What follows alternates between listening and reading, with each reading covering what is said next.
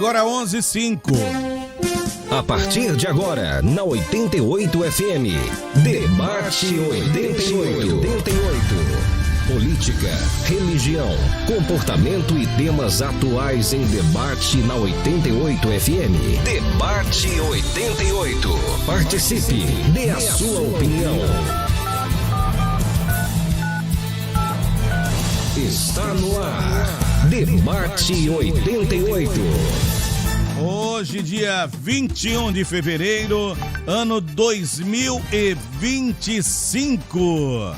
Mais um debate aqui na Rádio 88 FM. O tema: movimento neopentecostal, saudável ou prejudicial à igreja, hein?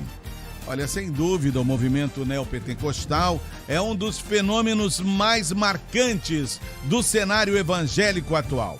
Surgido a partir da segunda metade do século XX, ele se diferencia do pentecostalismo clássico ao enfatizar fortemente temas como prosperidade financeira, batalha espiritual e elementos judaicos, com igrejas que crescem rapidamente e possuem grande influência midiática. O neopentecostalismo divide opiniões, enquanto alguns o enxergam como uma renovação necessária, outros o veem como um desvio que compromete valores essenciais da fé cristã. Aqueles que o defendem argumentam que o neopentecostalismo trouxe um novo fôlego ao evangelismo mundial. Igrejas neo alcançam milhares de pessoas que talvez nunca entrariam em uma igreja tradicional. Além disso, sua capacidade de adaptação à cultura moderna e ao uso massivo da mídia tem permitido que a mensagem do evangelho chegue a um público cada vez maior. Por outro lado, críticos apontam que esse movimento tem distorcido princípios fundamentais da fé cristã. A teologia da prosperidade, muito presente em igrejas neopentecostais, transforma a relação com Deus em um contrato de bens materiais, desviando o foco do evangelho da cruz. Além disso, práticas como campanhas financeiras agressivas e uma ênfase exagerada na modernização podem criar um cristianismo baseado mais em experiências e interesses do que na verdade da palavra.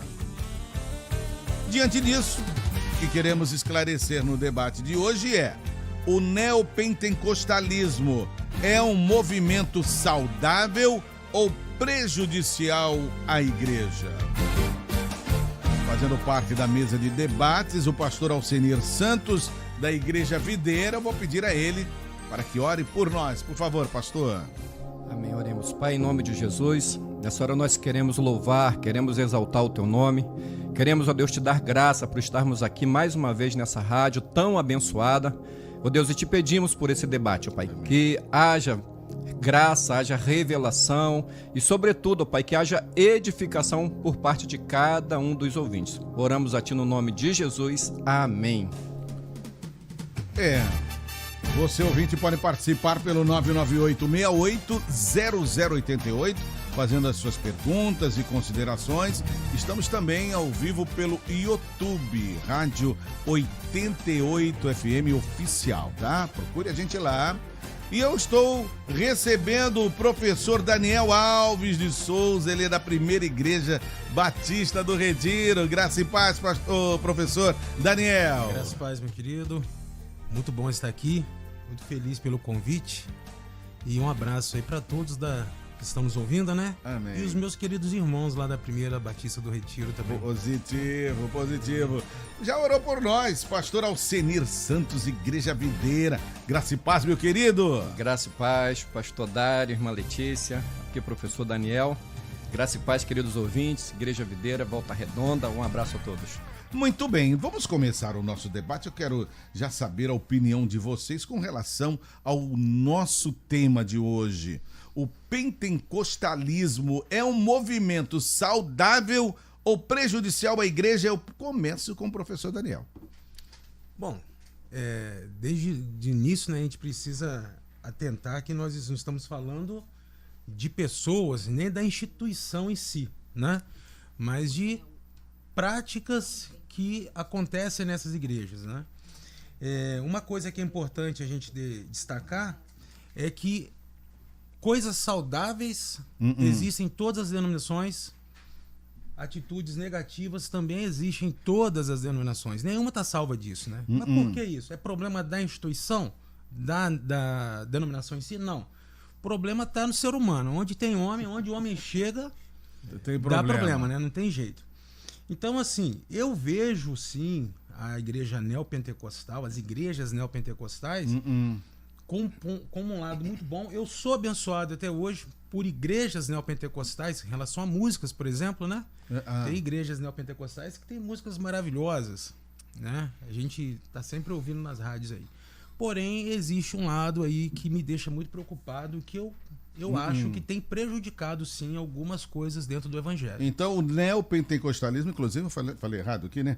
Neopentecostalismo é um movimento saudável, prejudicial à igreja. Você pensa, então, que tem alguns pontos que são prejudiciais? Tem pontos prejudiciais, sim. Eu percebo, sim. Muito bem. Pastor Alcenir. Eu vou nessa mesma vertente do professor Daniel. Na verdade, o nosso propósito aqui é justamente esse, é combater o ensino errado, né? Não pessoas, não igreja, não, né, denominações. E realmente o professor ele falou tudo aqui. Porque infelizmente onde está o homem, né, não tem perfeição, essa que é a verdade.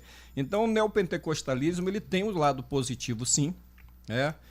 Claro que tem que se avaliar muito ensino para ensino, prática por prática, né? Porque infelizmente tem muita coisa que acaba sendo um desserviço para a igreja, para a obra de um modo geral, mas tem um lado positivo também. E realmente, como logo na introdução o pastor falou aí, deu uma sacudida. A verdade é que, ou seja, se a gente for considerar o neopentecostalismo, ele começa aí pelo ano 60, se eu não me engano, né? E de lá para cá, eu acho que assim, para muita gente ele coloca todas as igrejas novas, todas as denominações novas dentro disso.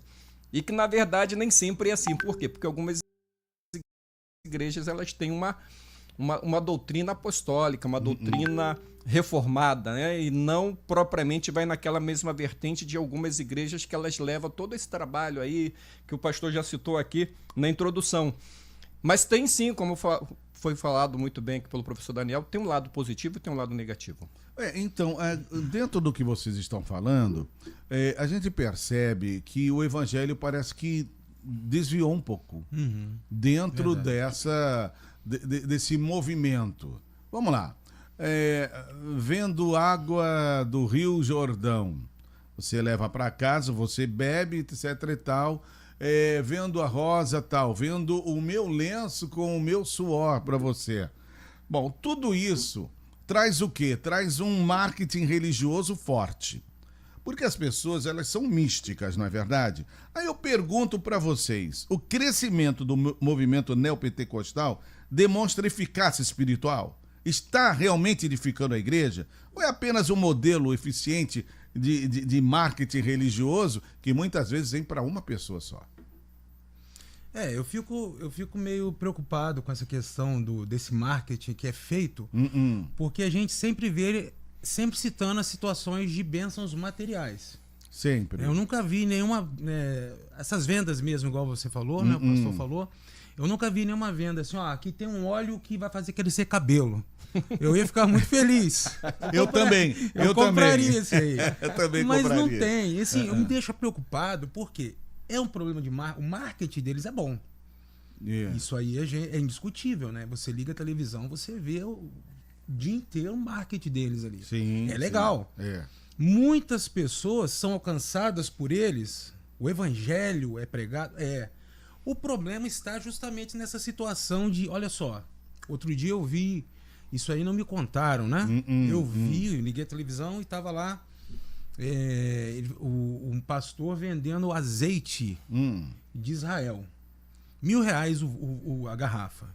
Só que eu Quanto? olhei, R$1.000 a É garrafa. bom, o do Brasil tá caro. quase isso. Né? Tá entendendo? De Israel, claro que tinha que ter esse preço. Quase isso. Não, mas isso é na época que o azeite estava por volta dos R$20. Ah, tá. E tá, eu entendi. olhei e eu falei assim, gente, essa garrafa é idêntica à garrafa que tem aqui no mercado. Então, assim, esse tipo de coisa eu acho muito absurda. Né? Você vê lá que eu já vi pastor na televisão, né? Não é. Porque às vezes você vê na internet, é um meme, é uma brincadeira e você acha que é sério. Pois é. Mas pois não é. estava na internet, estava na televisão. Na televisão. E ele estava vendendo uma vassoura ungida. Ó, se as coisas estão atrapalhando o seu caminho, você vai pagar aqui R$500, R$1.000 nessa vassoura, você vai varrer os impedimentos do seu caminho. Gente, isso está muito errado. Né? Isso é algo muito errado. E a partir do momento que a pessoa vai para o evangelho pensando nisso, né? E isso não vai acontecer, não vai melhorar a vida dele porque ele comprou uma vassoura ou um azeite, olha aí o evangelho sendo comprometido aí. Ele vai colocar a culpa em quem? No pastor ou em Deus? Né? Então, Pois assim, é algo complicado demais. Pastor Alceni. Exatamente. O problema, eu não creio que... Não é o evangelho que mudou. É a prática das pessoas que mudaram. Então, assim, qual é o problema desse marketing aqui, desse movimento aqui, nesse caso? É que ele, infelizmente, ele prega exatamente isso que o pastor Dário perguntou, né? A questão das bênçãos materiais.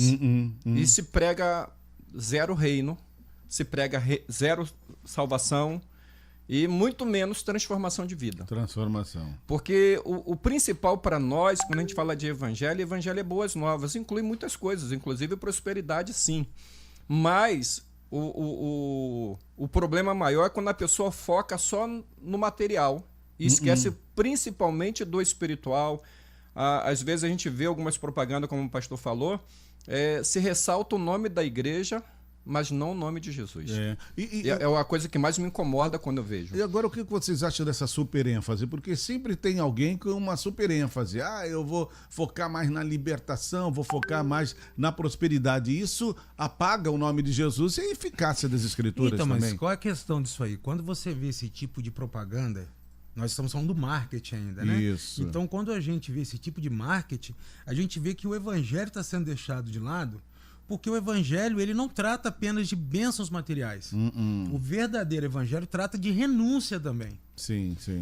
E a partir do momento que você só prega bênçãos materiais, não está havendo renúncia em nada na sua vida. Porque você está se apegando aqui, ao que está aqui. E Jesus disse que o reino dele não era daqui. Né? E a Bíblia ensina que a gente precisa guardar tesouros aonde? No céu. Tá errado você ter dinheiro? Não. Dinheiro é muito bom.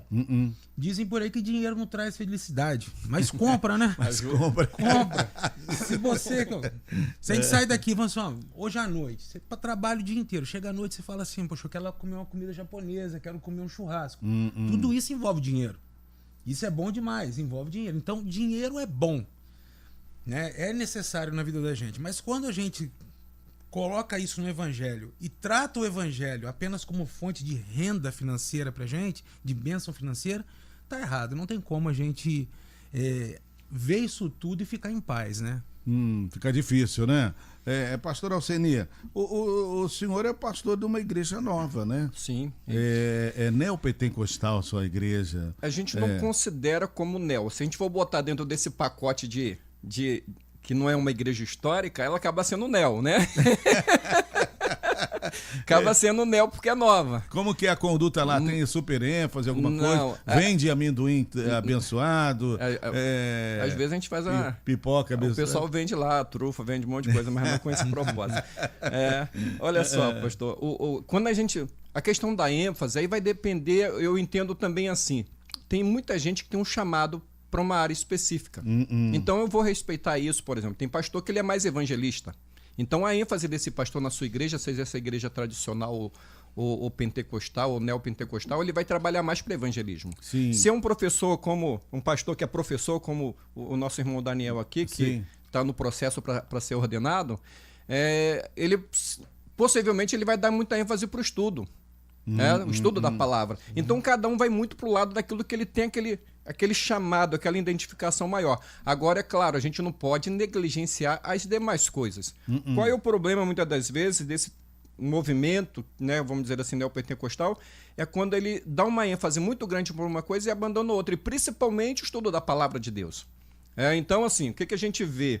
É pessoas que vão em busca só de uma determinada bênção, uma determinada conquista de algo que ele precisa, seja família, seja finanças, seja saúde, e ele alcançou, pronto. Só que aí, às vezes, ele já entra em outra campanha. Mas, sobretudo, às vezes, a pessoa ela não tem uma experiência de um novo nascimento. Não tem. Essa é a nossa dificuldade. A nossa igreja, a gente prega muito a palavra de Deus e falamos muito sobre essa necessidade do homem não mudar de religião. Hoje a gente vê muita gente mudando de religião, pastor. Sim. Mas não muda de vida. Não muda de vida. Não tem um novo nascimento. Então o que nós pregamos o tempo todo, ensinamos, é exatamente essa necessidade de nascer de novo. Porque uma vez que você é salvo, você se torna um novo ser, um filho. E aí você tem algumas práticas na tua vida que precisa ser abandonada. Vinde a mim como estais, mas não permaneça como estais. Exatamente. Então, só que tem muito lugar que não tem esse ensino, não tem essa pregação. E aí a pessoa ela fica presa só na busca das coisas que ela quer alcançar e esquece do principal, que é o novo nascimento. Olha, o nosso ouvinte Iago, da Vila Brasília, ele manda uma mensagem aqui dizendo: para o pastor que falou sobre objetos consagrados, eu discordo. Tenho testemunhos de cura na minha família que participaram de uma campanha, receberam uma toalha e a cura veio na vida do meu primo que estava desenganado pelos médicos. Eu creio sim, e isso mostra o quanto que a teologia nos deixa incrédulos. Eita. Então, a gente percebe que parece que as igrejas tradicionais estão perdendo para as neopentecostais, não é? Por que igrejas históricas e pentecostais tradicionais, apesar de criticarem os neopentecostais, não conseguem alcançar multidões da mesma forma? Nós temos o exemplo aqui do Iago da Vila Brasília e às vezes talvez a gente esteja criticando, entre aspas, não é bem crítica, né, mas mostrando os lados, né, da evangelização. Por que não alcançamos tanta gente assim como eles alcançam? Então, vamos lá.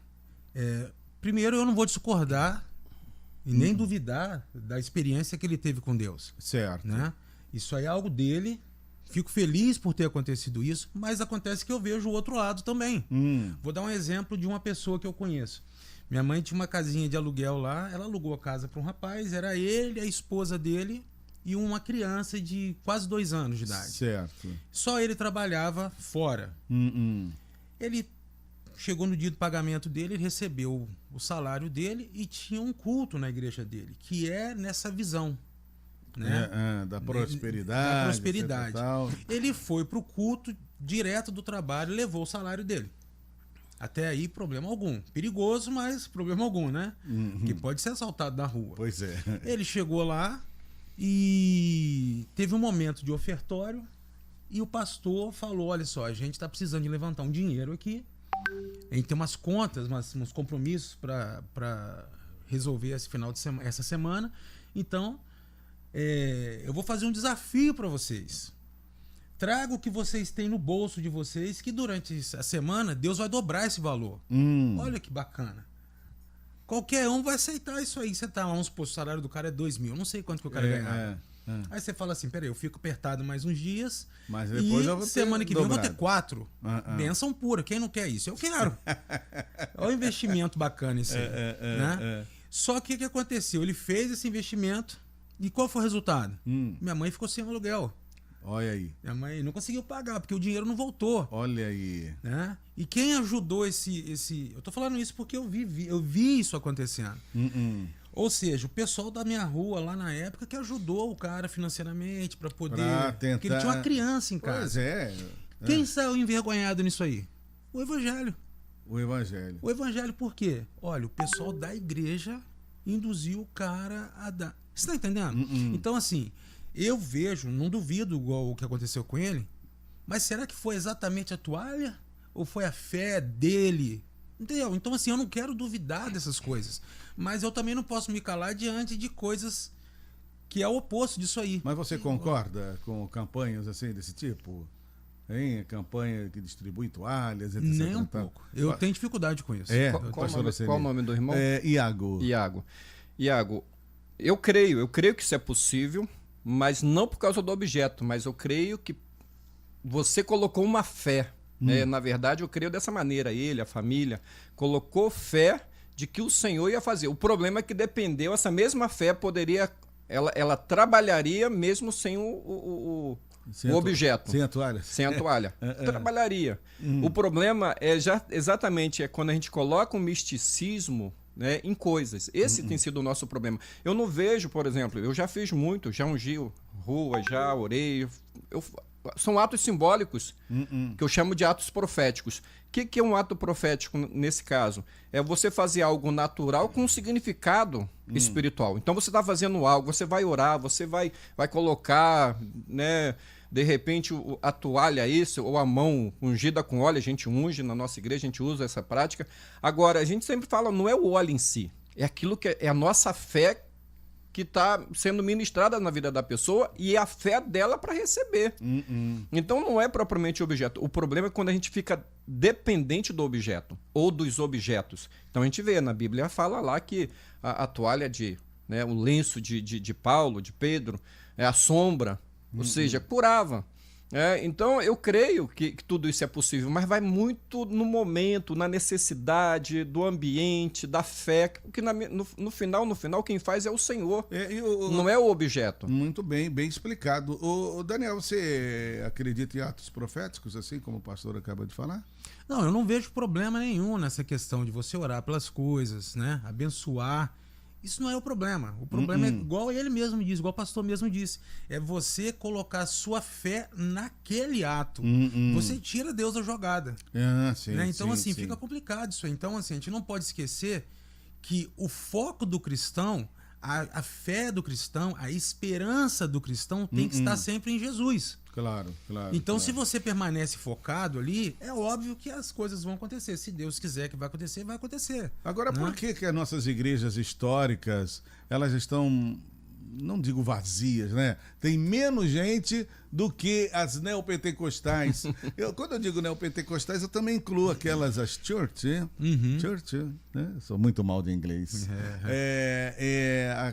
A parede preta, o worship, né? Que agora você tem 3, 4 notas, você toca aí meia hora. O worship já me perturbou, já esse assunto aí já não, né? já não me agrada muito. Não agrada muito. Então, por que razão, então? Qual é o fenômeno? Será que é só isso que nós estamos falando? Deixa eu só voltar aqui, pastor Dário. Quando o pastor falou de algo aqui interessante, que o pastor, eu lembrei aqui, questão das campanhas. As campanhas, às vezes, elas são interessantes, né? De acordo com a maneira como que você vai fazer. Né? Por exemplo, vamos supor, a gente faz muito, né? Igreja Batista, mês de maio é o mês do lar. Sim. A ênfase é o lar, é a família. Então, aquele mês todo, qual é o foco? O foco é a família. Eu acho que isso é bom, porque você foca numa coisa. Na nossa igreja, por exemplo, nós sempre pregamos em série. A gente não prega uma palavra hoje, né, vamos dizer, falar sobre mordomia cristã hoje, semana que vem a gente vai falar sobre evangelismo e na outra... Não, a gente procura, no mínimo... Um mês, pelo menos. Pelo menos 3 ministrações no mesmo tema. Para quê? Para dar ensino. Sim. Né? Você repetir o assunto, repetir o ensino, e às vezes abordando alguma ênfase mais, que às vezes você não consegue fazer numa única ministração. Então, qual o propósito? É justamente gerar ensino. Então, às vezes, essas campanhas, elas são boas para gerar uma base sólida na fé dos irmãos em relação àquele tema, aquele assunto em si. Então, nesse sentido, a campanha, né, se a pessoa for trabalhar, for dar um nome de campanha, como pode ser congresso, pode ser seminário, abordar um tema e trabalhar em cima dele, eu acho que é muito bom e muito importante. Então, mas o pastor Dário, ele usou uma palavra ali muito interessante, ele falou do misticismo que existe em relação a algumas coisas. Por exemplo, tá errado você ir pro monte? Não, é bênção. Só que se você orar em casa, a sua oração vai chegar ao trono também. Então, assim, o problema tá nesse misticismo. O misticismo, né? sim. Então, assim, isso aí, igual ele, o rapaz, ele me ofendeu aí um pouquinho. Eu fiquei meio chateado com esse Thiago aí. Iago, eu te amo, Iago, mas você criticou teologia, rapaz. Eu amo teologia. Pois é, Eu sou teólogo, eu amo teologia. O problema é que tem faltado é teologia. Exatamente. Então, assim, quando você ataca a teologia, você fala que a teologia é um problema. Não é problema. É justamente por isso que a gente, voltando nessa pergunta, por que que a igreja, as históricas, elas estão mais vazias? Por que isso? Por quê? Por quê? Porque ela prega uma verdade. E a verdade muitas vezes ofende a pessoa. Né? Spurgeon, por exemplo, ele disse o seguinte, ó, a Bíblia contém aquilo que os homens odeiam, a verdade. Se você prega a verdade, eu não estou falando que a igreja neopentecostal está pregando mentira, não é isso. Só que eu estou falando que as igrejas históricas, elas são mais sérias nessa questão no que diz respeito a estudo bíblico. Então, se você estuda a Bíblia de verdade, teologia, né? Na igreja tem pastores. O pastor está ali porque tem teologia, tem outros teólogos na igreja. A teologia leva a Bíblia muito a sério, né? Então, assim, eu percebo isso. Quando você faz parte de uma igreja histórica, a situação, né? Mas aí você não pode esquecer o seguinte: a neopentecostal está aqui agora. Mas se existe uma igreja neopentecostal, é porque teve a tradicional. Teve a tradicional. Teve a histórica. Então só existe a neopentecostal por causa das históricas. Então, assim, o trabalho das igrejas históricas não é um trabalho de agora. É um trabalho que tem sido feito há mais de 100 anos. A Assembleia de Deus agora fez cento e poucos anos, tá né? vendo? Aqui no Brasil. Né? A Igreja Batista também tem mais de 100 anos. Então, assim, é um trabalho de longo prazo. Agora, você sabe que movimento é uma coisa, avivamento é outra, né? Exatamente. A gente tem muito movimento no Brasil, está acontecendo muito movimento no Brasil. Uma só pessoa reúne 100, 200 jovens numa praça, no meio da rua, etc e tal. Os jovens gostam muito do worship. Estou falando novamente, professor, sobre o worship, porque fica lá meia hora só em 3, 4 notas, etc e tal. Mexe muito com o emocional, essa coisa toda. Já na tradicional, já naquela igreja que prega a palavra, que ensina a palavra, não tem muito disso. E ela, como falou, o número de frequentadores é menor do que essas novas que estão aí. Gente, o que é que tá. Que fenômeno é esse? Não, pastor, não é tanto, vamos dizer assim, as históricas não estão vazias. É uma ou outra. Menos, né? Porque eu acho que vai muito do trabalho que é realizado naquela igreja. Por quê? Infelizmente, né, tem muitos, quando a gente fala de igrejas históricas e que elas têm a sua tradição, infelizmente muitas igrejas, elas são presas ao tradicionalismo, infelizmente. Verdade. E a pessoa, às vezes, a igreja em si, às vezes, ela acaba sendo saudosista naquele tradicionalismo e ela não quer abrir mão daquilo. Ou seja, a gente viveu experiências poderosas, abençoadas no passado, a gente não quer abrir mão dessas experiências. Aí, às vezes, tem igrejas que acabam transformando aquela experiência em uma doutrina, em uma tradição dentro da igreja, e às vezes não abre mão. Porque sempre foi assim. Sempre foi assim, mas chega uma hora que a gente tem que entender que o tempo é outro. Mas vocês não acham que as igrejas tradicionais estão um tanto ultrapassadas? Eu não vou dizer igreja, eu vou falar talvez liderança. Liderança ultrapassada? Vou falar liderança, porque a liderança que vai dar o ritmo, entendeu? Tudo bem, a gente sabe que algumas igrejas o pastor ele não tem uma voz ativa, mas até nisso, quando o pastor ele se posiciona, mesmo dentro das igrejas que são controladas por voto, se o pastor ele tem uma voz ativa, ele vai trabalhar isso para mudar essa realidade. Então, algumas questões polêmicas, vamos dizer assim, algumas questões, ele não vai tomar uma decisão sozinho. Porque se o pastor for sábio, ele nunca toma uma decisão sozinho. Ele vai chamar sempre alguém, vai chamar líder, vai chamar irmãos da igreja para falar, olha, eu estou pensando em fazer isso, isso, isso. O que é que você acha? Porque aí você divide a responsabilidade, entendeu? Agora, o problema às vezes é que o pastor ele não tem uma voz ativa porque os irmãos não permitem, não aceitam, porque eles estão presos a um tradicionalismo. Eu fui de uma igreja que o pastor ele batia no peito e falava assim, não, eu sou aqui, a minha doutrina é essa e eu não abro mão. Então, só que em compensação, ele matou a igreja. No momento que a igreja estava crescendo, por causa de uma situação que ele não concordou, porque foram reclamar com ele de jovens que estavam orando, porque, ou seja, o prédio estava enchendo, não cabia todo mundo mais dentro. Os irmãos do lado de fora lá na porta faz o quê? Ninguém presta atenção no culto, vai batendo papo. Um menino se sentiu incomodado e falou, vamos orar, em vez de a gente estar aqui batendo papo, vamos interceder pelo culto, vamos orar pelo pastor para a mensagem fluir. E subiram para uma sala, né, lá em cima, no segundo piso. E aí uma irmã passou e viu eles orando, e naquele momento eles estavam orando até um tanto quanto avivados, né, vamos dizer assim, para uma igreja tradicional, que eu fazia parte nesse tempo. E aí foram reclamar com o pastor, gente, deu um problema aquilo. O que aconteceu? Na época, só por causa dessa discussão, a gente perdeu 30 jovens. Pois é, isso é ruim, né? É ruim. Então, Daniel, a liderança está ultrapassada? As igrejas estão ultrapassadas? Olha só, eu vou falar em relação à Igreja Batista. Tá? Por eu ser batista, eu vou falar em relação à Igreja Batista.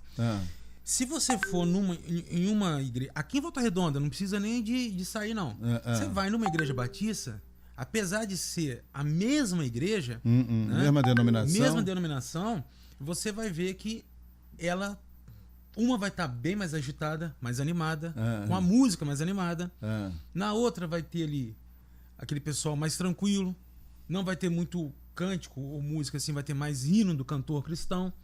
Então, assim, eu falo assim que o bom desse tipo de igreja, dessa visão da igreja, é que se você está numa igreja que você não está se sentindo bem, você não precisa de mudar de denominação. Você vai para outra que você vai se sentir mais à vontade, não é isso? Tá certo. Então, se você gosta de uma igreja mais barulhenta, a minha igreja é barulhenta. Né? A primeira do Retiro ela é barulhenta. E você olha assim, você que igreja batista? É a igreja batista. Continua sendo igreja batista. Sim. Mas assim, eu vejo que o problema está em alguns líderes, talvez sim, porque está exatamente, igual o pastor falou, preso ao tradicionalismo. A tradição não é errada, é bacana. Você manter a tradição é uma coisa. O tradicionalismo é que é o problema.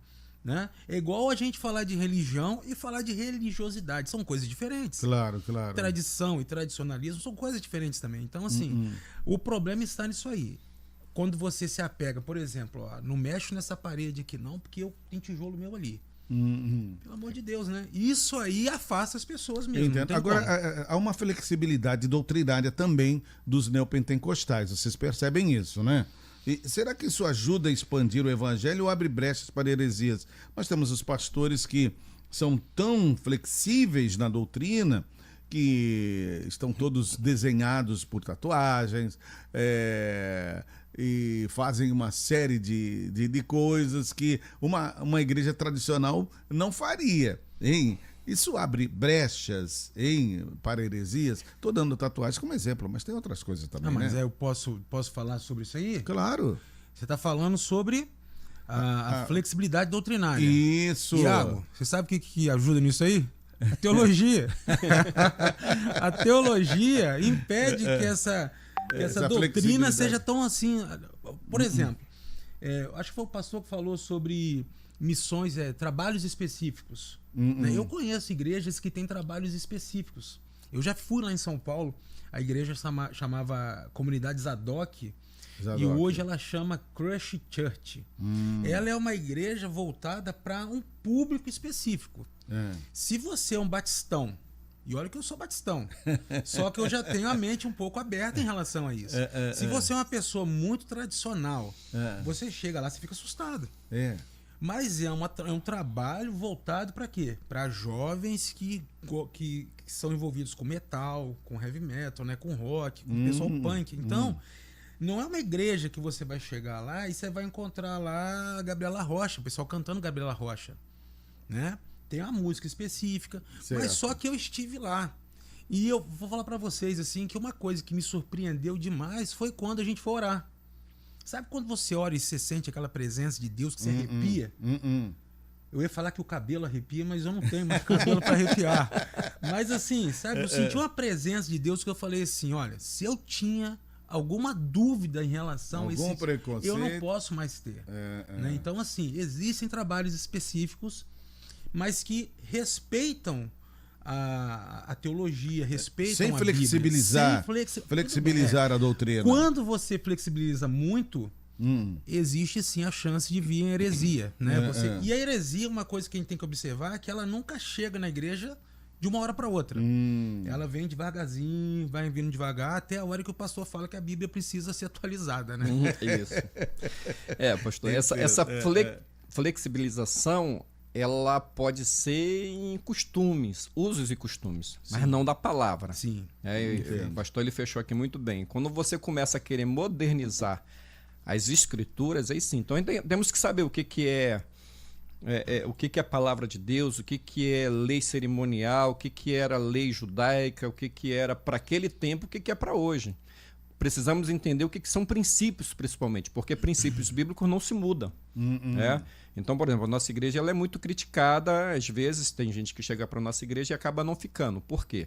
Porque nós falamos muito forte contra divórcio. Na nossa igreja, se um pastor chegar alguém que tem chamado pastoral e ele quer ser pastor e ele é divorciado ou casado com divorciada, não vai ser na nossa igreja. A gente entende isso como um princípio bíblico. Que a palavra ela fala contra divórcio. Então, se um pastor tem lá um pastor e ele divorcia, ele tem que sair do ministério, ele tem que entregar o ministério. Não continua. Porque nós batemos muito nessa tecla. Então, para nós, isso é um princípio bíblico. E nós acompanhamos e seguimos isso. E aí, consequentemente, às vezes chegam pessoas para o nosso meio que vêm caminhar. Quando é um membro normal, que a gente vai e fala para ele, explica, olha, que você vai ouvir falando contra divórcio. Mas não é contra o divorciado. A gente vai receber o irmão, a gente ama o irmão, a gente está aqui com o irmão, a gente vai caminhar com o irmão, mas entenda bem, só que você vai ouvir falar em relação a isso. Isso te incomoda? Incomoda. Então, irmão, infelizmente você então vai ter que procurar outro lugar, porque vira e meia a gente vai falar sobre esse assunto. Não tem jeito. Entendo. Entendeu? Então, assim, o que a gente pode flexibilizar? Às vezes chega um casal que está morando ainda, é amaziado. Eu não vou, primeira coisa, eu não vou cobrar dele para ele casar. Que eu tenho que casar. Não, eu vou acompanhar o casal, vamos ver as condições financeiras. O que impede de casar? Às vezes é alguém que chega, né, divorciado de um relacionamento, se uniu com outro e está lá. Vamos trabalhar isso. Existe uma possibilidade da gente restaurar esse casamento que foi desfeito, essa família que foi desfeita. A gente vai trabalhar todas as possibilidades, mas a gente não... Então, assim, não flexibiliza a doutrina. A doutrina não. Agora, mas a gente flexibiliza os usos e costumes, sim, para a gente avaliar cada caso na sua. É algo terrível ainda, né? Agora tem um fenômeno recente que é o aumento de famosos que frequentam igrejas neopentecostais. Como vocês entendem esse fenômeno? Por que isso não ocorre com a mesma intensidade em igrejas históricas? Vocês já repararam isso? É justamente voltando no segundo tópico aí, né? O marketing é muito bom também. Né? O marketing é muito bom. Então, assim, e igreja cheia chama gente. Não é? Quanto mais movimento existe numa igreja, só que aí a gente para pensar em determinadas situações. Por exemplo, pessoa famosa que se converte. Há pouco tempo a gente teve o caso de uma pessoa que tinha uma vida completamente desregrada, se converteu, foi para uma igreja neopentecostal, sim, foi consagrada a pastora, lançou um livro e saiu de lá. Vocês estão lembrando quem é? No momento não. Andressa Urach, lembra dessa época? Sim, sim. Ela saiu de lá e como que tá a vida dela hoje? Faltou o que ali? Um discipulado firme. Sim. Né? Então, sim. assim, nem sempre essa questão de você estar numa igreja grande, numa igreja bacana, vai dar para você um discipulado legal. Né? Quando você se preocupa, igual o pastor estava falando, em relação a, olha, vamos pegar mais leve com a questão dos usos e costumes, porque isso afasta as pessoas. Né? Mas a verdade bíblica, ela é inegociável. Não tem como negociar. Não tem como. Pastor,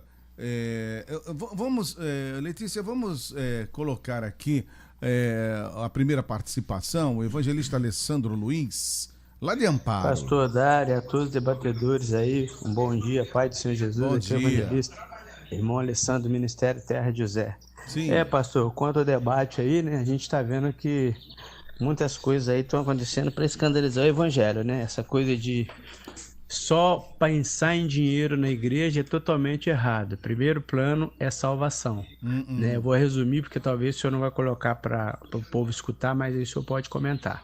Né? E segundo, a fé. Né? Eu estava com um problema nos 2 joelhos e fui curado através de uma água consagrada pelo meu pastor. Isso era 8 meses já doendo o joelho, nada dava jeito, remédio, nada. E através de uma oração e a consagração do copo com água, meu joelho sarou, né? Então é como Jesus sempre dizia, né? A tua fé te salvou, a tua fé te curou. Então a pessoa exercita a fé e acontece milagre, não pelo objeto consagrado em si, mas pela fé que ele exerce, sendo que ela tem que ser exercida só no Senhor Jesus. Isso. Mas, né, isso já ajuda também Claro. a pessoa a movimentar a fé. E no demais, que Deus continua sendo fiel com a gente que tem que a cada dia também ser grato a Ele, fiel, e saber que Ele é o dono do milagre. Quando Ele quer abençoar, Ele manda pescar e dentro da boca do peixe está um starter. Então Deus, quando tem que abençoar alguém financeiramente, Ele tem poder para isso, né? Amém. Então que Deus abençoe vocês aí, em nome de Jesus. O professor Daniel até falou sobre isso com relação ao que o Iago falou, né? Não foi a água ou não foi a toalha, mas foi a fé, Foi né? a fé. Né? Se não tem fé, não adianta, nada vai funcionar. Né? E quem resolve é Deus, né? A Rosilda, ela fala o seguinte: bom dia, pastor Dário. A Bíblia relata também o exemplo do sal, do vinho. Isso é simbolismo também que Deus usou para fazer milagres. E se nós usarmos isso hoje em dia, é pecado? É a pergunta que ela está fazendo. Quer responder, pastor? Ela, pastor. O sal eu uso todo dia em casa. Eu do Himalaia, eu uso do Himalaia. O rosinha, né? Rosinha. O rosinha. Eu não tenho problema com objetos. O meu problema com objetos, como eu falei, é quando a pessoa coloca a fé no objeto. Que se torna um secretismo, se torna um objeto, às vezes, talvez até de superstição. É o pata de coelho, sei lá, a figa e mais um monte de coisa que as pessoas têm. Aí vira uma religiosidade e a coisa fica complicada demais. Fica ruim, né? Nada mais a ser dito, né? Porque falou tudo, exatamente né? o que Tá já certo. tínhamos falado, né? É verdade. Agora, a teologia da prosperidade, ela não pode ser vista como um contraponto necessário a uma mentalidade de fracasso e miséria que afeta muitos cristãos. Será que os líderes, eles não fazem assim como é que posso dizer, se aproveitam da miséria, né? Da falta de dinheiro de muitas pessoas para atingirem elas com a teologia da prosperidade e aí se saírem bem, como você deu, Daniel, o exemplo do inquilino lá da sua mamãe, que levaram o dinheiro todo dele na igreja. Será que não é aproveitar das pessoas, da fragilidade das pessoas? Sim, eles, infelizmente, igual eu falei no início aqui, né? O problema da igreja, o problema não está na instituição, está nas pessoas que estão ali. Nas pessoas. Né? Então, assim, nas pessoas que eu falo, principalmente quando diz respeito a líderes, porque ele sabe, a pessoa sabe, tem pessoa que tem o dom de manipular mesmo. Infelizmente, isso acontece. Mas, assim, essa pergunta está falando sobre miséria e fracasso que, às vezes, o estado da pessoa. Eu já penso o seguinte: se a pessoa ela se sente miserável, se sente fracassada, a pessoa está precisando de um apoio pastoral ali.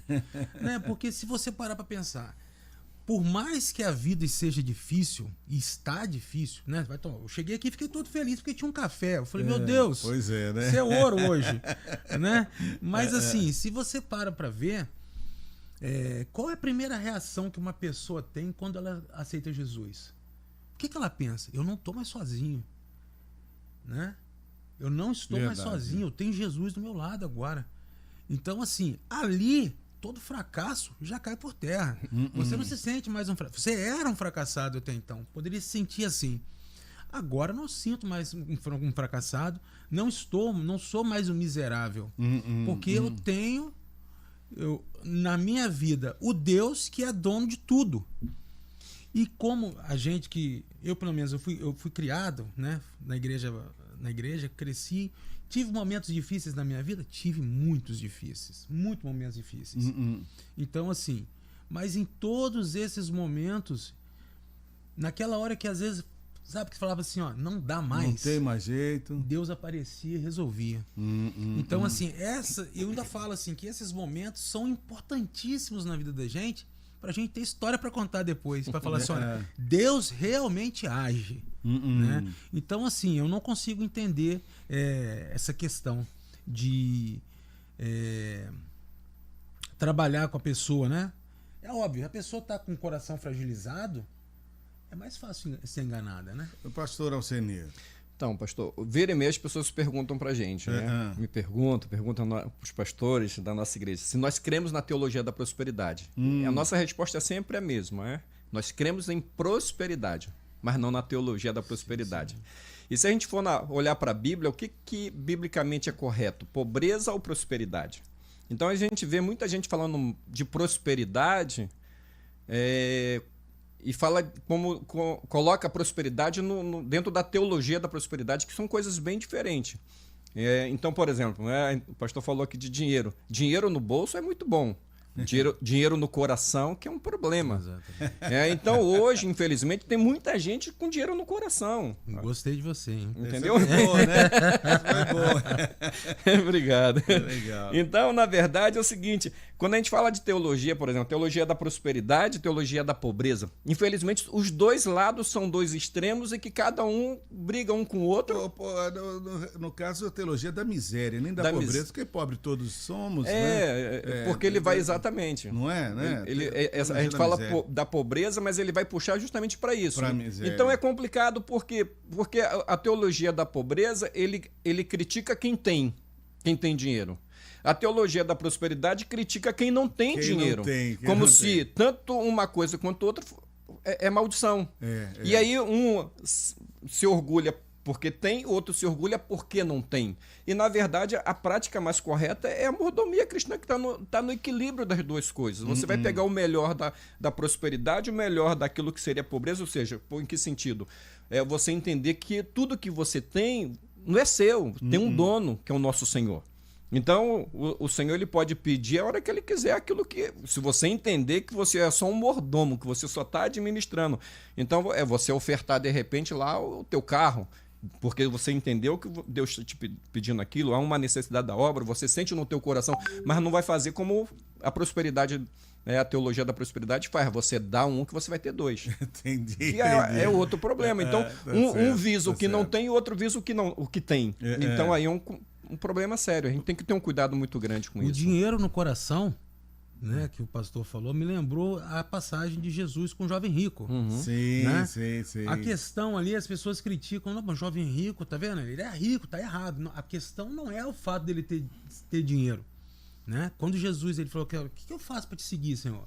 Aí Jesus falou com ele assim, olha, pega tudo que você tem, vende, dá aos pobres, divide com os pobres e me segue. O problema ali não era ele ter dinheiro. Ter dinheiro não é errado.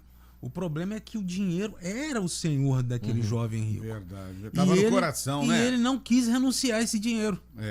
Essa riqueza. Pegando aqui rapidinho, pastor. Aí aquela questão aí a teologia da pobreza. O que ele fala? Porque Jesus ele condenou o jovem rico. Porque é mais fácil passar um camelo pela agulha do que um rico.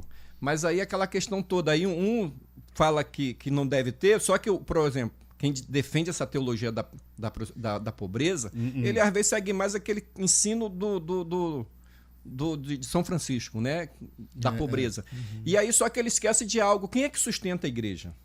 Como é que a igreja é mantida? Se a gente não tem irmãos que trabalham, que têm dinheiro, e graças a Deus até por aqueles que são mais abastados, que fazem muita coisa, então o que acontece? Aí ele esquece. Um missionário, por exemplo, tem muitos missionários que eles são adeptos dessa doutrina, né? Dessa teologia da pobreza. Só que quem é que sustenta lá o ministério para ele estar no campo missionário? Então, igreja, acaba sendo uma ingenuidade, acaba ele sem perceber. E aí, às vezes, aquele camarada que ele defende essa teologia da pobreza, de não ter, às vezes ele acaba esquecendo de algo. É quando ele vai orar ou pedir oração e fala, pastor Dário, ora por mim, eu estou passando uma luta, lá em casa não tem nada. Ora, na verdade, ele está pedindo oração para Deus mandar o suprimento, mas assim, naquele espírito de comiseração, tipo assim, para ele se condoer e me dar uma cesta básica.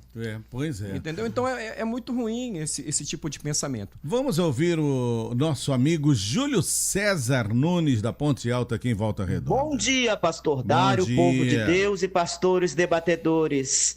Júlio César Nunes, da Ponte Alta, graça e paz. Olha, sinceramente, eu vejo o neopentecostal como um retrocesso mortífero aos cristãos.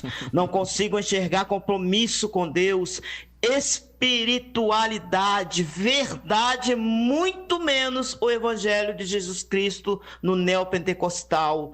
Vejo sim uma porta para os falsos profetas, para os hipócritas e fariseus crescerem e se multiplicarem. Vejo muita heresia, muitas alegorias nos sermões neopentecostal.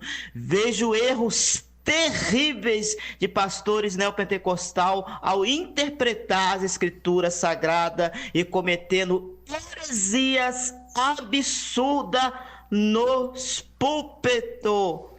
Misericórdia, se isso é bom para a igreja e para os cristãos, sinceramente não vejo nada de bom para a igreja de Jesus. Pois é, o Júlio César, quer comentar as palavras dele aqui? Eu só acho ruim quando ele fala, né?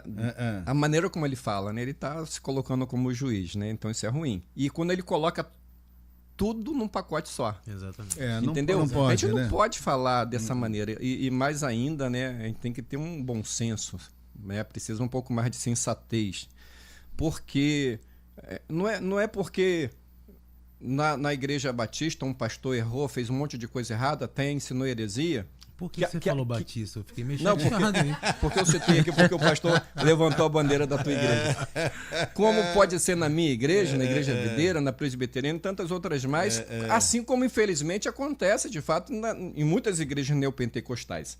Então a gente não pode colocar toda uma associação de igrejas, toda uma denominação de igrejas num pacote só. Entendeu? Tem muitas igrejas hoje neopentecostais aí que fazem um trabalho excelente. Vocês há de convir comigo que há uma boa porcentagem de heresias. Porque uma das características do movimento neopentecostal é o uso de elementos judaicos em sua liturgia. Como vocês avaliam essas práticas? Seria uma forma de manter viva a cultura do povo que primeiro recebeu a revelação de Deus?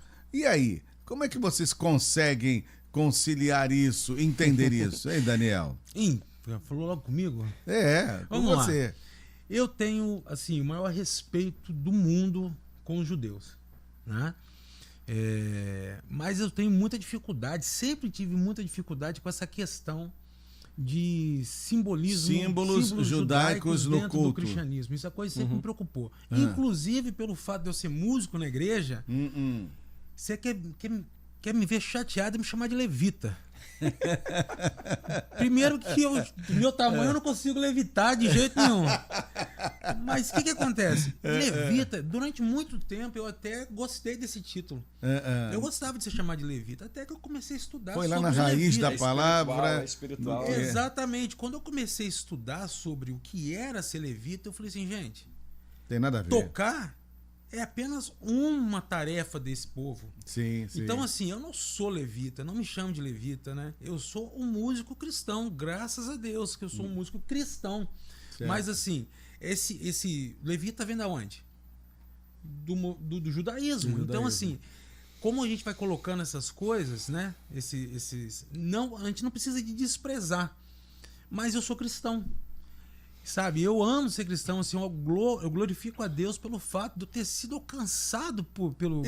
Mas essas festas judaicas, esses símbolos judaicos, eles harmonizam com o Evangelho, com a cruz de Cristo, com as doutrinas bíblicas? Eu não consigo entender isso como algo positivo para o cristianismo. Pastor Alceni. Não harmoniza, não tem nada a ver, uma coisa é uma coisa, outra é outra, bem diferente.